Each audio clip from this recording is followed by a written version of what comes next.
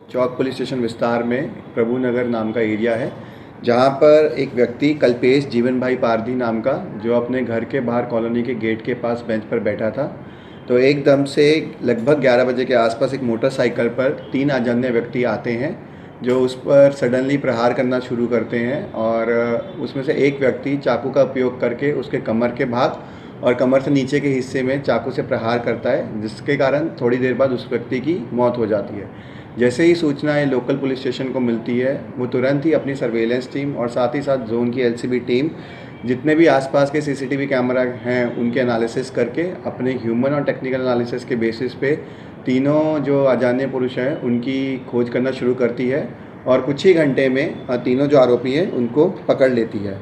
तो जो आरोपी हैं, उसका जो मेन आरोपी पहला जिसने प्रहार किया है, उसका नाम डेनिस उर्फे डेनियो है। 24 साल का है, फ़िलहाल कोई काम नहीं करता और वो कतरगाम में रहता है और उसका मूल वतन जो अमरेली है।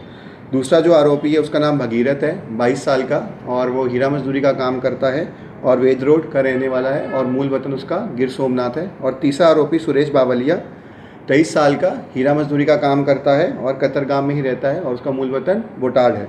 ये तीनों आरोपियों के खिलाफ केस दर्ज किया गया है भारतीय न्याय संहिता सेक्शन 103(1), 54 और गुजरात पुलिस एक्ट 135 के तहत।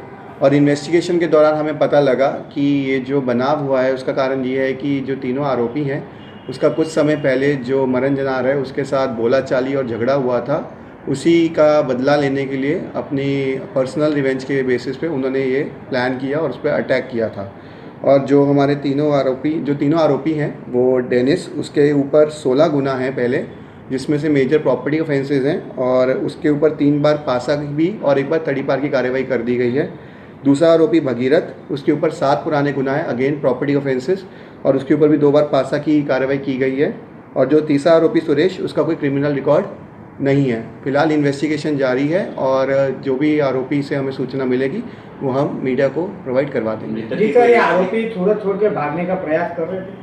जी, जैसे ही ये बनाव बना, उसमें हमने जब सीसीटीवी का एनालिसिस किया, हमें उसमें और जो टोल टैक्स प्लाज़ा पे जो सीसीटीवी लगे होते हैं, उसको देखते हुए हमें पता लगा कि ये जो सूरत से बाहर निकलने की कोशिश कर रहे हैं। तो हमने इनको दोनों तरफ से कॉर्डनिंग की कोशिश की और इनके पास जब बाहर जाने का रास्ता नहीं था, तो इन्होंने वापस सोचा कि हम सूरत या किसी आसपास के गांव में छिप जाते हैं, परंतु लोकल पुलिस टीम की एक्टिवनेस के कारण इनके पास कोई चारा नहीं था और उन्होंने तुरंत उनको पकड़ लिया। तो मरना भी कोई क्रिमिनल ही था? जी, उसके ऊपर अलग अलग 19 तरह के गुने हैं, जो शरीर संबंधित और प्रॉपर्टी ऑफेंसेस दोनों हैं।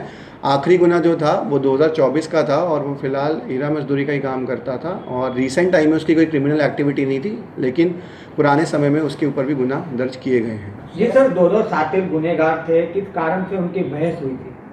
जी, जैसे मैंने बताया, कोई बहुत बड़ा मेजर रीज़न नहीं था और कोई भी लेती देती का हमने बहुत इन्वेस्टिगेशन पता किया कि कोई फाइनेंशियल ट्रांजैक्शन, कोई पर्सनल रिवेंज, कोई फैमिली रिवेंज जैसी स्थिति हो, लेकिन उनकी आपसी ही बोलाचाली और झगड़ा था, जिसके कारण उन्होंने रिवेंज लेने के लिए प्रहार किया और इस प्रहार के दौरान जो इंजरी थी वो इतनी ज़्यादा हो गई कि अल्टीमेटली जो विक्टिम है उसकी डेथ हो गई।